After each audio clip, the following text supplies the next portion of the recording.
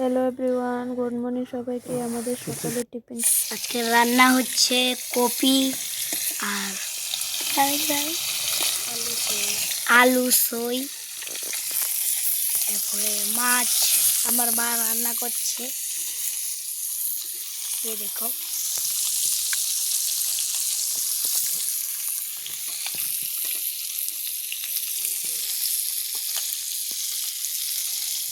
কে কে খাবে তাড়াতাড়ি চলে আসো আমাদের বাড়িতে।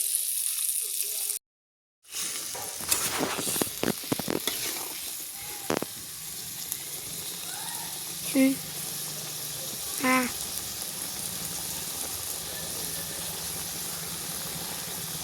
অন্য কথা নেই, অন্য কথা নেই।